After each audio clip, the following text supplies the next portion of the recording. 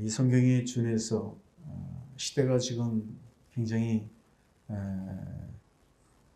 아파하고 고통하는 시대입니다. 그래서 위로가 필요합니다. 누군가 위로자가 되어지기를 원하고 또 전부 다 그 상처 입은 가슴을 저매이며 하나님, 아니면 어떤 무엇이든 간에 나도 위로받고 싶습니다. 이렇게 누구나 다 그런 생각을 공유하고 있습니다. 위로받고 싶은 이 세상. 근데 오늘은 그러한 모든 이들에게 그럼에도 불구하고 기뻐하자 라는 말씀의 제목으로 은혜를 나누겠습니다. 그럼에도 불구하고 기뻐하자. 어떤 상황이 있든 오늘 여러분에게 이 메시지가 들려져서 그래, 나는 위로받았어. 그리고 나는 기뻐할 수 있구나. 나는 이런 사람이야. 자기의 정체성을, 그리스도인의 정체성을 분명히 발견하는 멋진 시간 되기를 주님의 이름으로 축원합니다. 설교를 준비하다 한 분의 에세이를 좀 읽게 됐습니다.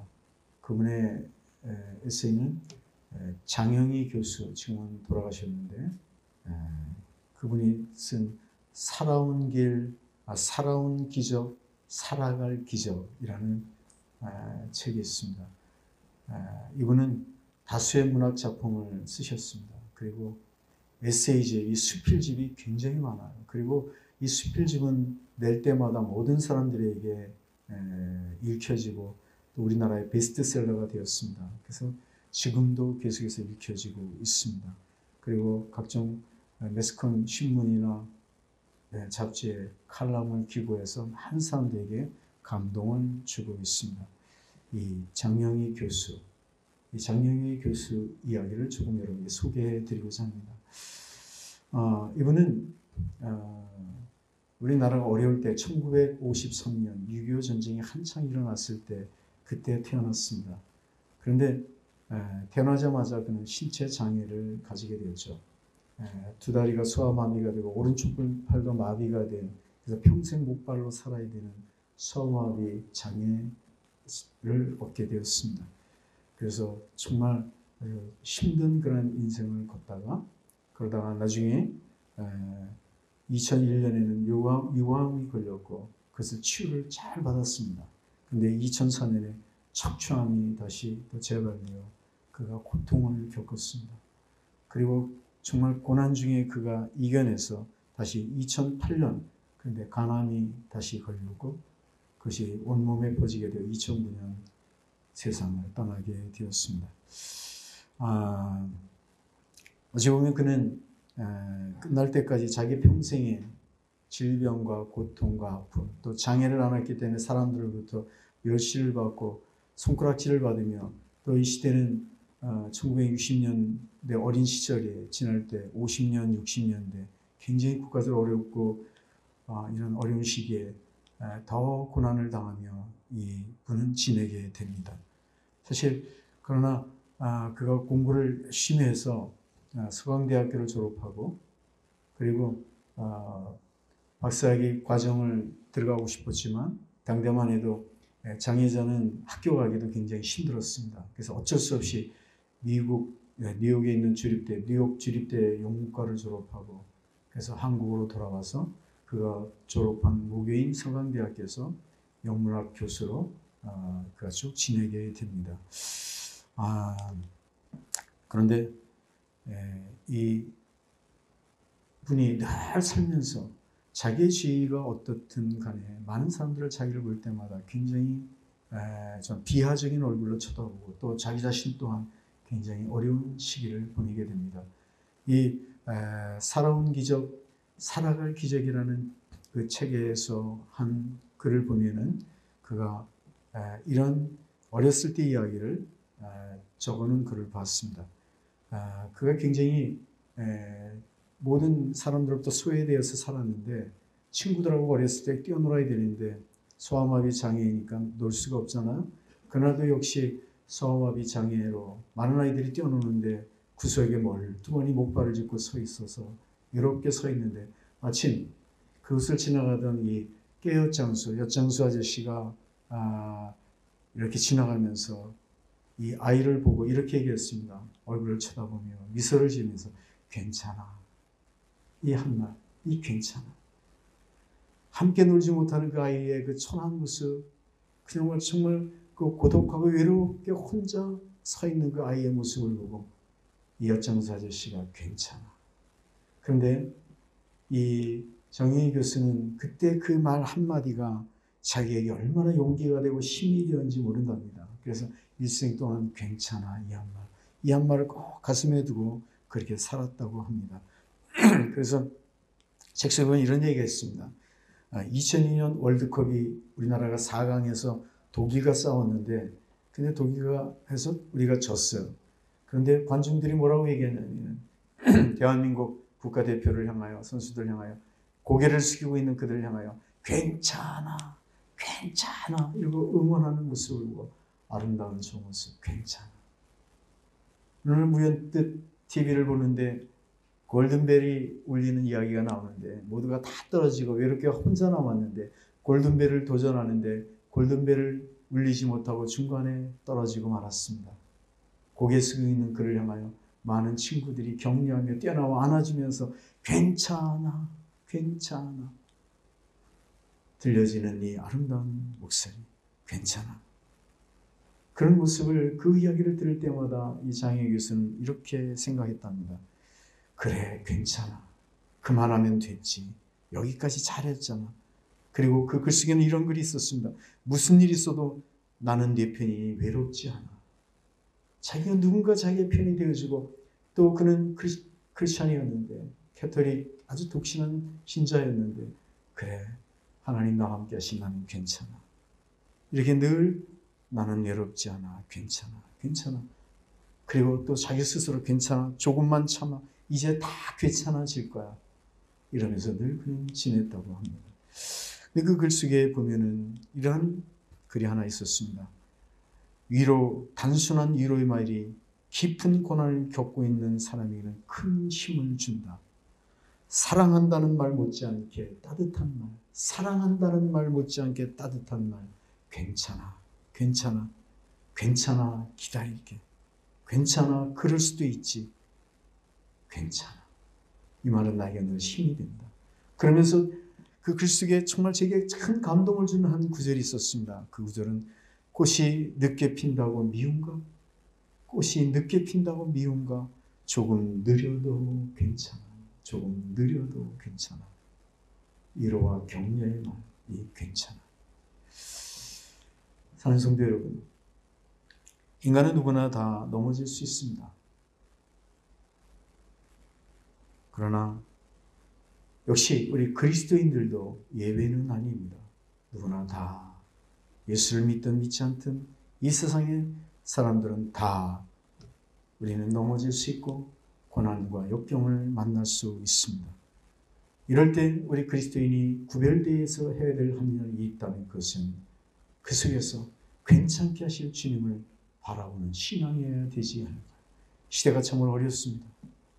오늘 장로님께서도 기도해 주셨지만 고통과 아픔의 연속들과 그것이 누적되어져 이제는 지쳐서 일어날 힘조차 없다고 말하는 이 세상이 되었습니다. 그러나 이렇게 어려울 때 우리는 들어야 될 메시지가 하나 있습니다. 주님을 바라볼 때 주께서 우리에게 하시는 말씀, 괜찮아, 괜찮아, 내가 있잖아. 그러면서 우리가 고백해야 될 말, 괜찮아, 맞아, 주님이 나와 함께 계시잖아. 이 한 말, 괜찮아, 주님이 계시니까. 여러분, 우리가 세상을 살다 보면 누구나 다 어려움을 겪습니다. 어떤 날 그 어려움이라는 것이 멀리 있지 않습니다. 어느 날 갑자기 건강을 잃을 수도 있고 예기치 못한 사고로 큰 난관에 부딪힐 수도 있습니다. 때로는 사람들은 사업을 하다 사업에 실패할 수 있고 요즘처럼 어려운 시기에 문을 닫을 수도 있습니다. 낙심이 나를 짓누를 수 있습니다. 가까운 친구가 정말 나를 배신하고 그 배신감 때문에 눈물을 흘리고 통곡질 수도 있습니다. 어그러질 수도 있습니다. 또는 세상의 수많은 사건들이 나를 오해하게 만들고 서로 오해를 주고받아 원수가 되어지는 사건도 있을 수 있습니다. 혼자라고 느껴져 고독하며 외로워할 수도 있습니다. 이럴 때 그리스도인이 들어야 되고 새겨야 될 말이 있다면 괜찮아, 주님이 함께 계시잖아. 주님은 뭐라고 말씀하는지 아십니까?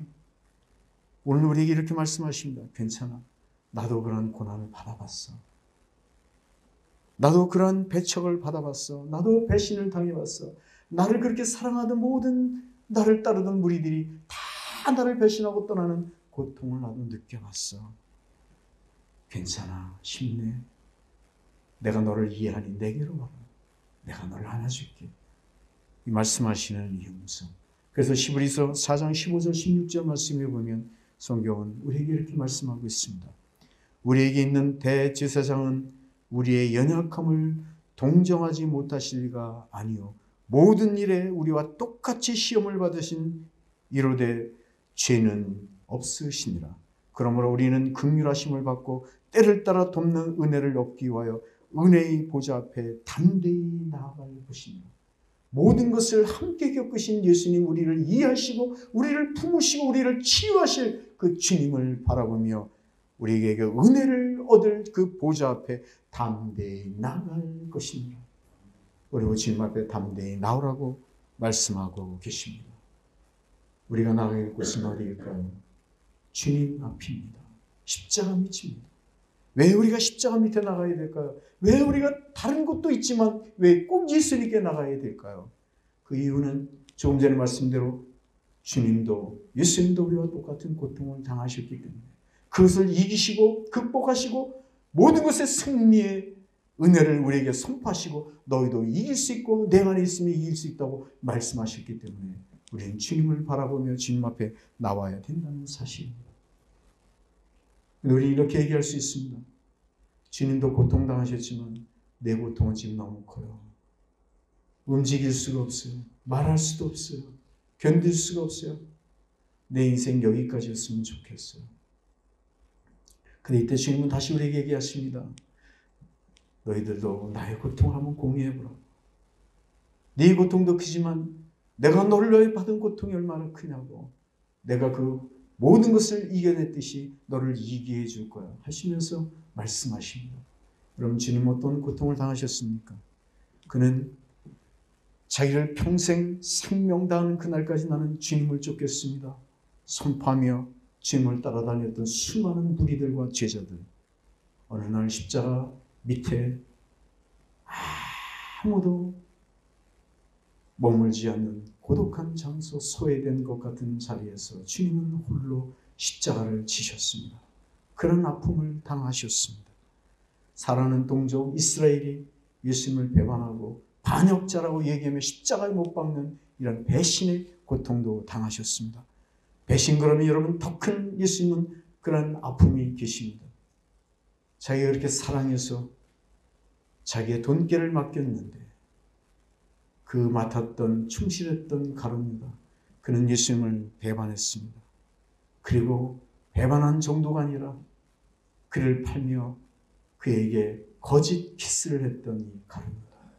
입맞춤을 할 때 예수님은 모욕적인 고통과 아픔을 느끼면서도 그 입맞춤을 받아주며 그 가룟유다를 위하여 사랑하시며 그가 태어나지 않았으면 좋았을 것 하시면서도 그를 미워하지 않으셨던 이 예수님의 고통, 아픔, 더욱더 십자가 상 위에서 그렇게도 사랑받았고 소통했던 하나님과의 단절된 그런 시간들, 십자가의 고통 속에서 그 고통이 얼마나 컸는지 엘리 엘리 라마 사박다니, 나의 하나님 어찌하여 나를 버리시나이까.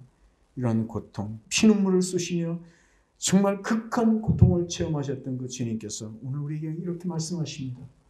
나도 다 당해봤어. 그래서 나는 너의 고통을 이해해. 그러니 괜찮아. 내게로 오너라. 내게로 오너라. 내가 너의 고통을 안아줄게. 괜찮아. 이겨낼 수 있어. 사랑하는 성도 여러분, 아무리 시대가 어렵다고 하지만, 아무리 시대가 우리를 짓누르고 우리에게 희망 없는 것처럼 보이지만, 우리에게 이 희망의 메시지를 들려주면서 괜찮아. 내가 이겼듯이 내가 내게 오기만 하면, 나를 바라보기만 하면 내가 모든 것을 이기게 해줄게. 이렇게 말씀하신다면, 우리가 그 메시지를 듣기만 한다면 우리는 위로와 격려가 되지 않을까요? 우리가 위로와 격려를 우리가 얻는다면 기쁨의 용기를 얻어 다시 기쁨의 발자국을 내디며 인생을 걸어가게 되지 않을까요? 사랑하는 성도 여러분, 우리 오늘 주님께서 말씀하시는 괜찮아. 주님이 오늘도 이렇게 찾아와서 말씀하시는 임성이 들려지기를 주님의 이름으로 간절히 축원합니다. 여러분, 주님이 위로자 되심을 믿으십니까? 주님이 정말 우리의 위로자가 되심을 믿으신다면 그 다음에 우리가 또 하나 할 일이 있는 거예요. 맞습니다. 주님의 음성이 우리에게 들려지고 괜찮아 말씀하시며 내게 오라고 말씀하셨다면 우리가 그 음성을 우리가 듣고 신뢰하고 믿는다면 우리는 주님 앞에 담대히 나와야 됩니다. 그리고 우리가 할 몫이 있다는 사실이에요. 그게 뭔지 아십니까? 우리를 위로하실 그 주님 앞에 우리의 모든 아픔과 고통과 상처들을 주님 앞에 내려놓고 주님 이 짐을 맡아주세요. 고백하며 눈물을 흘려야 된다는 사실입니다. 여러분, 인생의 아픔은 시간이 지나가면 해결이 되어집니다. 그 아픔이 사라지는 것처럼 느껴져요. 근데 여러분, 시간이 지나면 아픔이 사라진 것처럼 느껴질 뿐인 거예요. 물론 또 시간이 지나다 어떤 날 보면 그 아픔이 가려졌던 아픔이 쓴물이 되어서 우리에게 다시 올라와 우리를 괴롭히고 통곡의 눈물을 흘리게 할 때가 얼마나 많은지 알 수 없습니다. 여러분들 경험하고 계실 것입니다. 그래서 우리의 이 상처와 아픔과 고통은 근본적 치료가 중요하다는 사실입니다. 이 근본적 치료는 우리를 감싸주시고 십자가의 모든 은혜로 모든 것을 대속해 주신 예수 그리스도의 그 사랑 안에서만이 치유될 수 있다는 사실을 우리는 깨달아야 된다는 사실입니다. 그래서 오늘 성경은 이렇게 얘기합니다.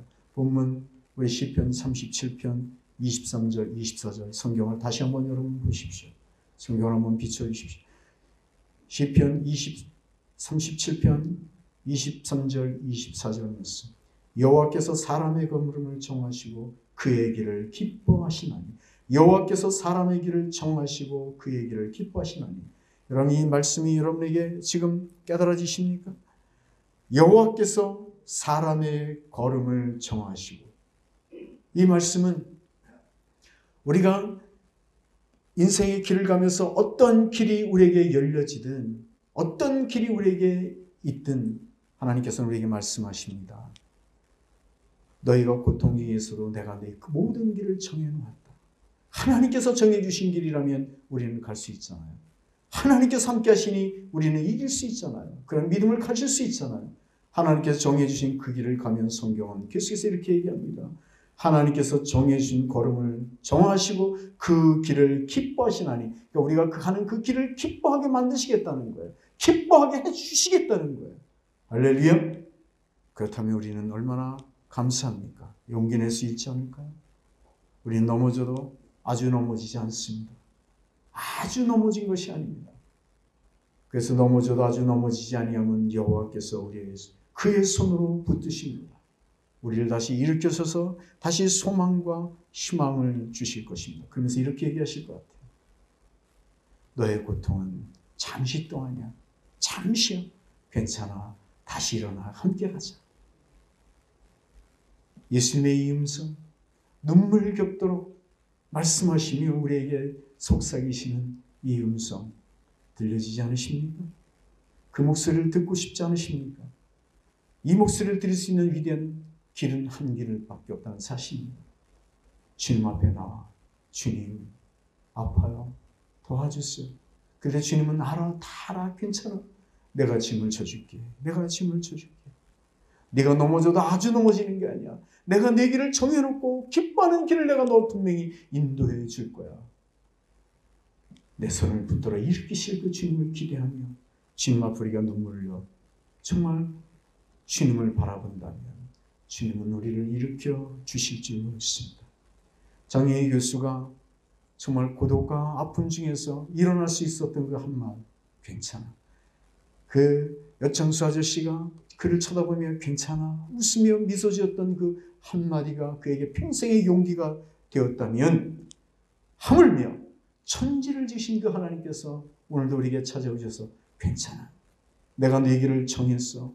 그리고 내가 너에게 기쁨을 줄 거야. 이렇게 위로하며 말씀하시는 이 말씀을 우리가 믿기만 한다면 우리는 용기를 낼 수 있을 줄로 믿습니다. 어떤 한 시인이 이런 시를 한 구절을 썼습니다. 구름이 많이 모여 그것을 견딜 만한 힘이 없을 때, 구름이 너무 많이 모여 견딜 만한 힘이 없을 때, 이 말은 물방울이 되었다는 거. 자꾸 커지면 물방울이 되잖아요. 견딜 만한 힘이 없을 때 하늘은 비를 쏟아내고, 하늘은 비를 쏟아내고, 슬픔이 많이 모여 그것을 버틸 만한 힘이 없을 때, 사람이 슬픔을 견딜 만한 힘이 없을 때 우리는 눈물을 흘립니다. 그렇습니다, 여러분.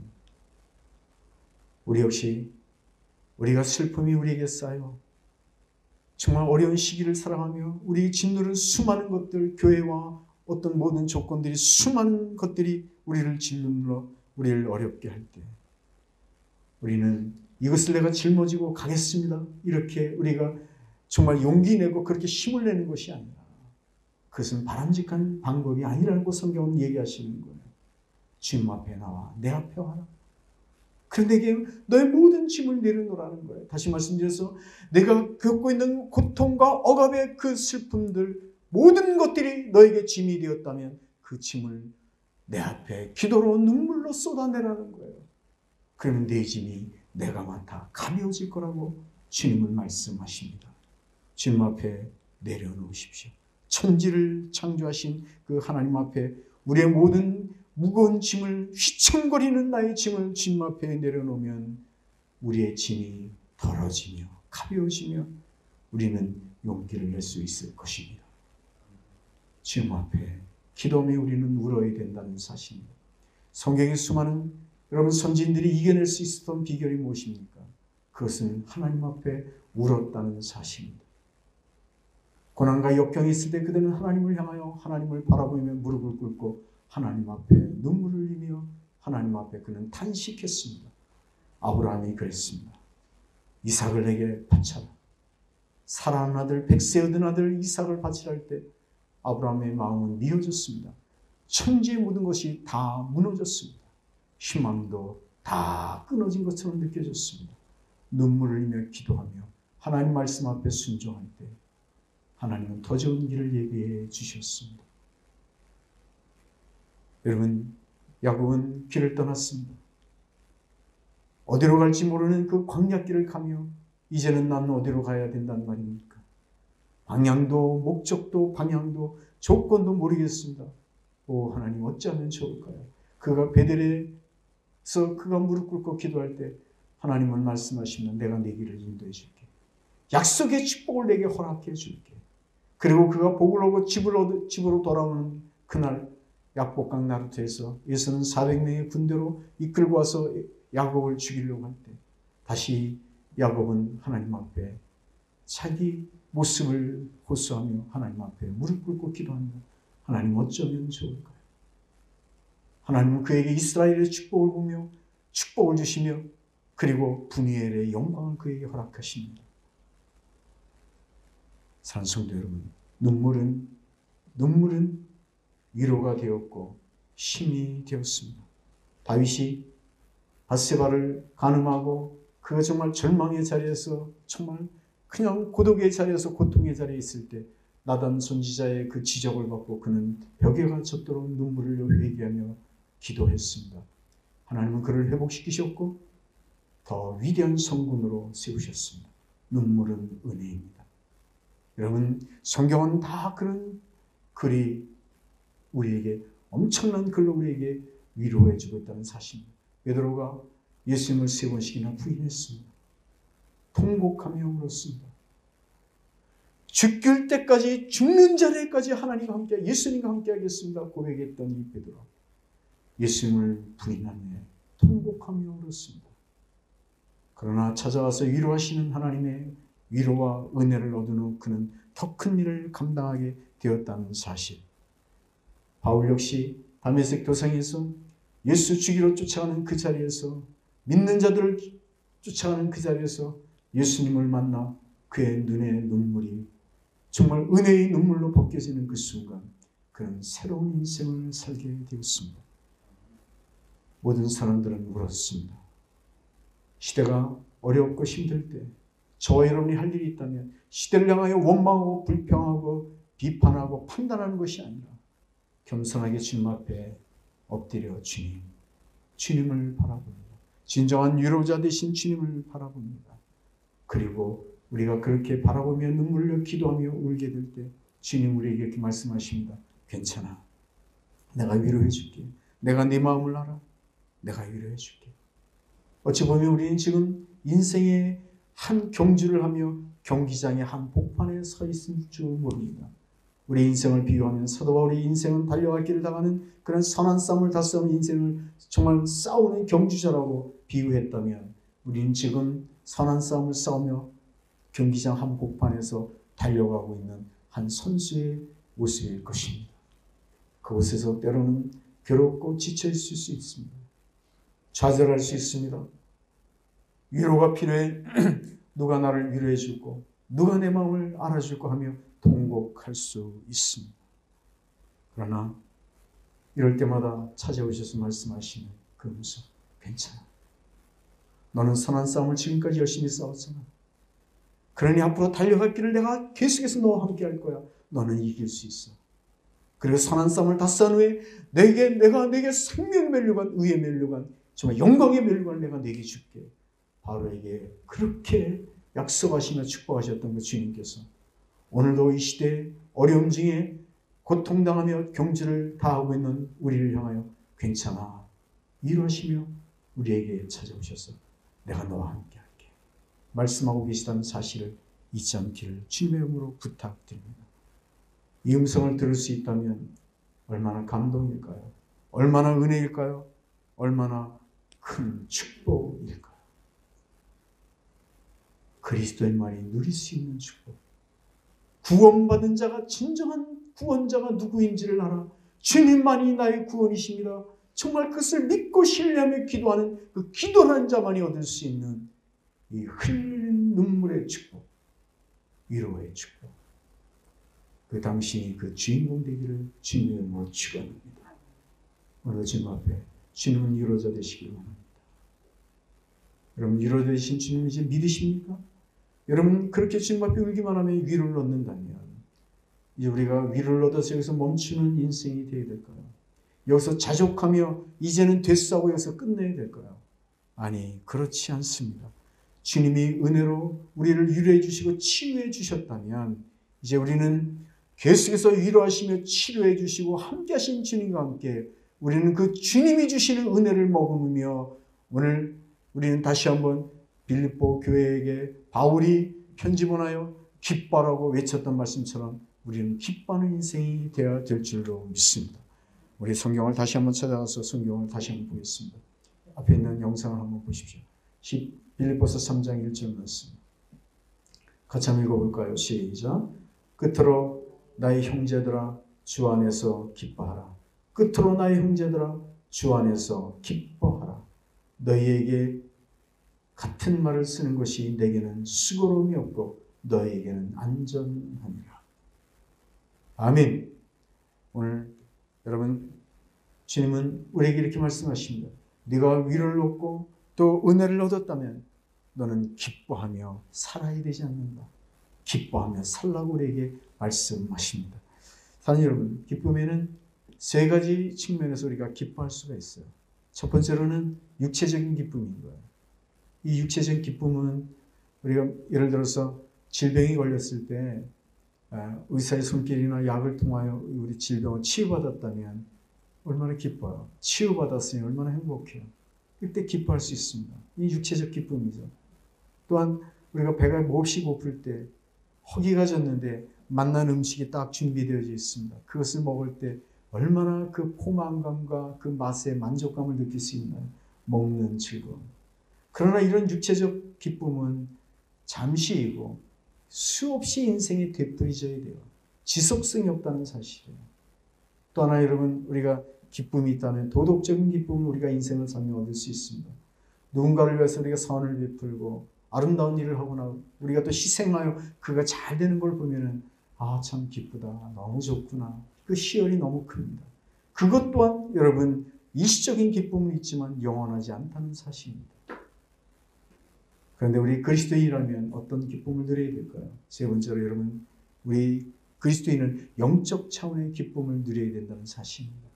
이 영적 차원의 기쁨은 조건과 환경에 구애받지 않고 어떤 상황에 구애받지 않는 주님이 함께 하시니 나는 기뻐할 수 있습니다 라는 기쁨인 거예요. 그러니까 구원에 감격이 있고 구원에 기쁨이 있는 기쁨이라는 사실입니다. 오늘 빌립보서 3장 1절 말씀은 사도 바울이 이렇게 얘기합니다. 끝으로 나의 형제들아 주 안에서 기뻐하라. 너희가 기뻐해야 된다고 말씀하시는데 이 사도 바울이 지금 기쁨을 선포하는 이 자리가 어딘지 아십니까? 편지 보내는 이 장소가 그는 지금 감옥 안에 있는 거예요. 어떤 신학자들은 이게 빌립보 감옥이라고 얘기하고, 그러나 대부분의 보편적 신학자들은 이것을 로마의 감옥이라고 얘기합니다. 감옥이 어느 감옥이든 간에 지금 바울은 감옥에 갇혀 있습니다. 그가 기뻐할 수 있는 조건일까요? 그렇지 않습니다. 그가 정말 다른 사람을 향하여 당신도 기뻐해야 됩니다라고 말할 수 있는 그런 여지이고 그런 처지일까요? 절대로 그렇지 않습니다. 그런데 바울은 지금 처절한 입장에 있고 슬픈 가운데 있고 억눌린 가운데 있고 빛이 없는 감옥에서 자유가 없는 그런 속박된 장소에서 그가 지금 배고픔이 있으며 고통과 아픔이 처절하게 있는 그의 장소에서 그는 자신이 지금 기쁘다는 거예요. 내가 기쁘니 너희들도 기뻐하라는 거예요. 이게 얼마나 역설입니까? 어떻게 사도 바울은 기뻐할 수 있었을까요? 그것은 다른 것이 아닙니다. 우리 성경 말씀 다시 보겠습니다. 성경을 보면 이렇게 얘기합니다. 끝으로 나의 형제들아 기뻐하라. 근데 거기에 전제 조건이 있습니다. 기뻐하는데 어떻게 기뻐해요? 주 안에서 기뻐하라. 그러니까 진정한 기쁨은 어디서 온다는 거예요? 주 안에 있을 때 기뻐할 수 있다는 사실입니다. 사랑하는 성도 여러분, 우리는 기뻐하라 해야 됩니다. 왜냐하면 기뻐하라 이 말은 명령이기 때문에 오늘 우리는 기뻐하는 인생을 살아야 됩니다. 아무리 지금 시대가 어렵고 상황과 조건이 우리를 억압하고 억누른다 할지라도 우리는 기뻐할 수 있습니다. 어떻게 할 때? 구원의 감격을 누리는 그 은혜가 있어 주 안에 있을 때 주 안에서 우리는 기뻐하는 인생을 살 수 있습니다. 사랑하는 성도 여러분, 여러분들은 지금 기쁘십니까? 사도 바울이 말하는 기뻐하라는 그 명령 앞에 우리는 자유로울 수 있냐 이 말이에요.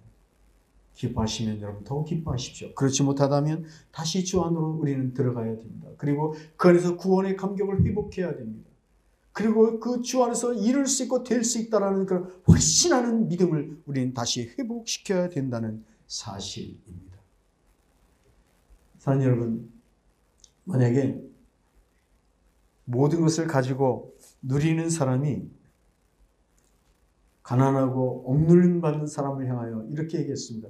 여러분 기뻐하세요. 그리고 감사하세요. 그렇게 얘기한다면 그 이야기를 듣는 사람은 그 부자를 향해 이렇게 얘기합니다. 너는 많이 가졌으니까 기뻐하고 즐거우고 누릴 수 있지. 너나 기뻐해라 너나. 나도 너처럼 되면 기뻐할 수 있어. 그렇게 말할 수 있겠죠. 그러나 지금 사도 바울이 말하는 그 기뻐하라는 명령은 그 상황이 그렇게 넉넉지 않습니다. 좀 다시 한번 보시겠어요?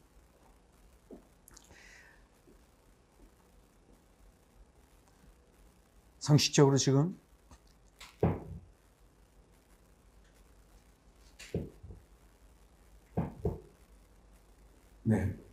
상식적으로 지금 이 바울은 기뻐할 수 없는 조건입니다. 다시 말씀드려서 그가 처한 곳은 감옥입니다. 이런 상황 속에서 그 어떻게 기뻐할 수 있을까요? 그가 기뻐할 수 있는 이유는 바로 그거죠. 내가 지금 주 안에 있어 구원의 감격 속에 있으니 나는 기뻐한다. 나를 짓누르고 고난당하고 억압이 있는 것들이 너무 많다 할지라도 나는 지금 기뻐하고 있다. 기뻐할 수 있다. 그러니 너희도 구원의 감격을 회복하여 기뻐하라. 이렇게 우리에게 권하고 있다는 사실입니다. 그래서 오늘 말씀의 제목처럼 그럼에도 불구하고 기뻐하자는 이 말이 여기서 우리는 표출될 수 있다는 사실입니다. 우리의 상황이 어려워도 그럼에도 불구하고 우리가 주님을 바라보며 주님이 나의 진정한 위로자가 되기 때문에 나는 기뻐할 수 있습니다. 우리는 이렇게 고백하며 기쁨의 발걸음을 내딜 수 있다는 사실입니다. 여러분, 그리스도인에게 기쁨이라는 것은 마치 깃발과 같은 거예요. 여러분, 다시 말씀드려서 옛날 고대 역사를 보면 왕이 사는 곳은 궁궐이잖아요. 근데 궁궐에 왕이 있을 때 그러면 왕이 계시다고 깃발이 올라갑니다. 그 궁궐로 들어가는 그 입구에도 깃발을 올리지만 왕이 진입하는 그곳에도 왕이 지금 계시다라는 왕의 깃발을 거기다 이렇게 달아 올려서 펄럭이게 만듭니다. 그래서 많은 사람들이 이렇게 궁궐 앞이나 또는 성문을 지나가며 깃발을 보면은 왕이 지금 궁궐에 계시는구나 알 수 있어요. 근데 만약에 왕이 궁궐 안에 없다면 당연히 깃발은 내려가겠죠. 그러면 사람들이 뭘 알 수 있을까요? 지금 왕은 궁궐 안에 계시지 않구나. 이것을 알 수 있습니다. 그리스도인의 기쁨이라는 것은 이 깃발과 동일하지 않는가? 저는 이런 생각을 해보게 됐습니다. 여러분, 주님이 우리 안에 있다면 우리는 주님이 우리 안에 있기 때문에 기뻐하라는 말씀 앞에 우리는 기뻐하는 기쁨의 이 깃발을 펄럭여야 된다는 사실이죠. 그래서 우리가 기쁨의 웃음을 우리가 펄럭이면 주 안에서 행복한 삶을 살고 있구나. 그리스도인의 표지가 아닐까. 여러분, 사도 바울은 지금 병들었습니다. 이 빌립보서를 쓸 때 사도 바울의 인생은 노년기 마지막 때인 것입니다. 마지막 편지였잖아요. 다 늙고 병들고 황혼역에 짙어서 그런 수많은 그러한 그 복음을 전하며 그 고통과 매맞음과 수많은 그 수모와 고통을 겪으며 그는 몸이 지쳐 있었고 몸이 망가질 대로 망가지는 그런 상황. 근데 지금 더 아픈 것은 감옥에 있는 그 상황에서 지금 바울은 이렇게 얘기합니다. 기뻐하라. 그런데 주 안에서 기뻐하라. 기뻐해. 너도 기뻐할 수 있어. 역시 지금 빌립보 교회는 지금 로마의 식민지 아래 억압의 통치 앞에 또 수많은 그런 난관과 역경이 타산처럼 놓여 있어서 신앙생활하기가 너무 어려운 이때 그들을 향하여 바울이 얘기합니다. 우리 모두는 기뻐할 수 있어. 나도 이렇게 어려운 상황이지만 예수 안에 있으니 내가 기뻐하듯이 빌립보 교우들아 너도 주 안에 있으면 기뻐할 수 있어. 괜찮아. 이길 수 있어. 두 가지 전제 조건. 주 안에 있으면 기뻐할 수 있고요. 또 하나 끝으로 내가 너희에게 말하노니 기뻐하라. 끝으로라는 이 말이 뭐냐면 끝으로. 그러니까 빌립보서는 3장까지 있는데 4장까지 있는데 지금 이 끝으로라는 말 앞에 기뻐할 이유를 쭉 설명을 했는데 다시 한번 끝으로 강조하기를 그 가장 중요한 말을 내가 지금 너에게 다시 한번 하겠다. 끝으로 다시 한번 너에게 부탁하는데 주 안에서 기뻐해. 이 말인 거예요. 여러분, 성도는 기뻐해도 되고 기뻐하지 않아도 되고 선택사항이 아니라는 사실입니다. 아무리 시대가 어려워도 사는 성도 여러분, 우리는 기쁨의 삶을 누려야만 된다는 사실입니다. 우리가 이 땅을 살면서 말씀을 정리하며 우리는 세상 사람과 동일하게 누구나 다 우리에게는 어려움이 찾아온다는 사실입니다. 아픔이 찾아올 수 있습니다. 고통이 물밀듯 밀려올 수 있습니다. 이럴 때마다 주님을 바라보며 주님께서 우리에게 하시는 메시지, 괜찮아. 내가 너와 함께 할게. 내가 너를 인도해 줄게. 내가 너와 늘 동행해 줄게. 이 음성을 여러분 듣는 귀한 성도 되기를 축원합니다. 그 음성을 들었다면 여러분 주님 앞에 우십시오. 주님 왔어요. 내 짐을 주님 앞에 이렇게 드려요. 닦아주세요. 눈물을 닦아주실 것입니다. 만져주실 것입니다. 상처를 치유해 주실 것입니다.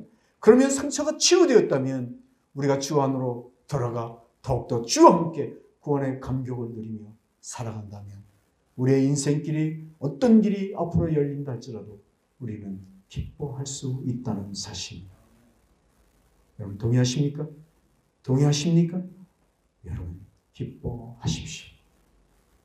우리는 위로받을 세상에 지금 살고 있습니다. 그런데 더 중요한 한 사건이 있다는 것을 아십니까? 위로받을 세상이라고 하면서 모두가 다 위로만 기다리고 있다면 정말 진정한 위로자는 누가 되어야 될까요? 주님 오늘 우리에게 얘기합니다.